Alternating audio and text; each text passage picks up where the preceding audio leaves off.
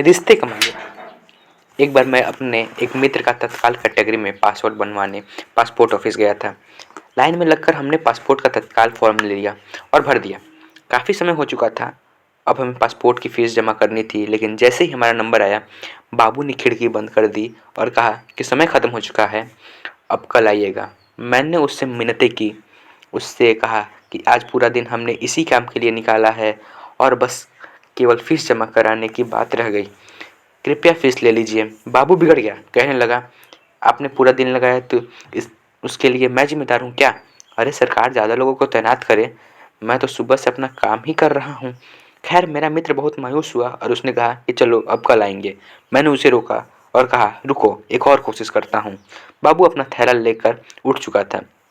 मैंने कुछ कहा नहीं, चुपचाप उसके पीछे हो लिया। वह एक कैंटीन में गया। वहाँ उसने अपने थैले से लंच बॉक्स निकाला, धीरे धीरे अकेले खाने लगा। मैं उसके सामने की बेंच पर जाकर बैठ गया।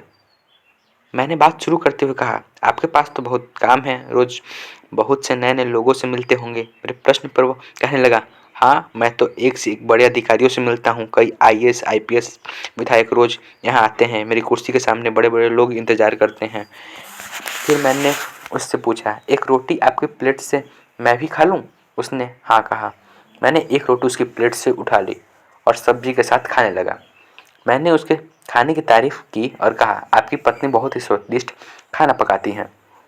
मैंने उससे कहा, आप बहुत महत्वपूर्ण सीट पर बैठे हैं, बड़े बड़े लोग आपके पास आते हैं, तो क्या आप अपनी कुर्सी की इज्जत करते हैं? आप बहुत भाग्यशाली हैं, आपको इतनी महत्वपूर्ण जिम्मेदारी मिली है, लेकिन आप अपने पद की इज्जत नहीं करते। उसने मुझसे पूछा, ऐसा कैसे कहा आपने? मैंने उससे समझाते हुए कहा, जो काम दिया गया उसकी इज्जत करते तो आप इस तरह रूखे व्यवहार वाले नहीं होते। आपका कोई दोस्त भी नहीं है, आप दफ्तर की कैंटीन में अकेले खाना खाते हैं, अपनी कुर्सी पर मायूस होकर बैठे रहते हैं, लोगों का होता हुआ काम पूरा करने की जगह अटकाने की कोशिश करते हैं, बाहर से आकर सुबह से परेशान हो रहे लोगों के अनुरोध करने पर कहते हैं कि सरकार से कहो कि ज़्यादा लोगों को तैनात करे। अरे ज़्यादा लोगों के तैनात होने से तो आपकी अहमियत घट जाएगी, हो सकता है आपसे काम ही ले लिया जाए। भगवान ने आपको मौका दिया है रिश्ते बनाने के लिए, लेकिन अपना दुर्भाग्य देखिए, आप इसका लाभ उठाने की जगह रिश्ते बिगाड़ रहे हैं। मेरा क्या है, कल आ जाऊंगा या परसों आ जाऊंगा, पर आपके पास तो मौका था किसी को अपना एहसानमंद बनाने का, आप उससे चूक गए। मैंने देखा कि वो मेरी बात सुनकर कुछ विचार कर रहा है। मैंने बात जारी रखते हुए आगे कहा, जीवन में आप पैसे तो बहुत कमा लेंगे, लेकिन रिश्ते नहीं कमाए तो सब बेकार हैं। क्या करेंगे पैसों का? अपना व्यवहार ठीक नहीं रखेंगे तो आपके घर वाले भी आपसे दुखी रहेंगे। यार दोस्त तो पहले से ही नहीं है। मेरी बात सुनकर वो रुआसा हो गया। उसने कहा कि आपने बात सही कही है साहब, मैं अकेला हूँ, पत्नी झगड़ा करके मायके चली गई है, बच्चे भी मुझे पसंद नहीं करते, माँ है वो भी कुछ ज़्यादा बात नहीं करती, सुबह 4-5 रोटियाँ बना कर दे देती है और मैं तनहा खाना खाता हूँ। रात में घर जाने का भी मन नहीं करता। समझ में नहीं आता कि गड़बड़ी कहाँ है। मैंने हौले से कहा, खुद को लोगों से जोड़िए, किसी की मदद कर सकते हैं तो कीजिए। देखो मैं यहाँ अपने दोस्त के पासपोर्ट के लिए आया हूँ, मेरे पास तो पासपोर्ट है, मैंने दोस्त की खातिर आपकी मिन्नतें की निस्वार्थ भाव से, इसलिए मेरे पास दोस्त हैं, आपके पास नहीं है। वो उठा और उसने मुझसे कहा, आप मेरी खिड़की पर पहुँचिए, मैं आज ही फॉर्म जमा करूँगा। और उसने काम कर दिया। फिर उसने मेरा फ़ोन नंबर मांगा, मैंने दे दिया। बरसों बीत गए। इस दिवाली पर एक फ़ोन आया, रविंद्र कुमार चौधरी बोल रहा हूँ साहब।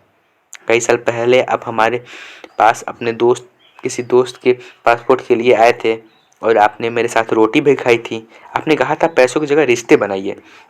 मुझे एकदम याद आ गया। मैंने कहा, हाँ जी चौधरी साहब, कैसे हैं?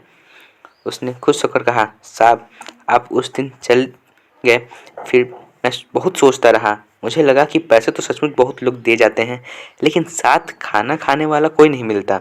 मैं साहब अगले ही दिन पत्नी के मायके गया, बहुत मेहनतें कर उसे घर लाया। वह मान ही नहीं रही थी।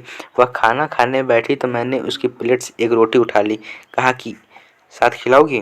वह हैरान थी, रोने लगी, मेरे साथ चली गई। बच्चे भी साथ चले आए। साहब अब मैं पैसा नहीं कमाता, रिश्ते कमाता हूँ, जो आता है उसका काम कर देता हूँ। साहब आज आपको हैप्पी दिवाली बोलने के लिए फ़ोन किया है। अगले महीने बिटिया की शादी है, आपको आना है बिटिया का आशीर्वाद देने। रिश्ता जोड़ा है आपने। वो बोलता जा रहा था, मैं सुनता जा रहा था। सोचा नहीं था कि सचमुच उसकी ज़िंदगी में भी पैसों की जगह रिश्ते महकने लगेंगे। संदेश: आदमी भावनाओं से संचालित होता है, कारणों से नहीं। कारण से तो मशीनें चला करती है ना। धन्यवाद।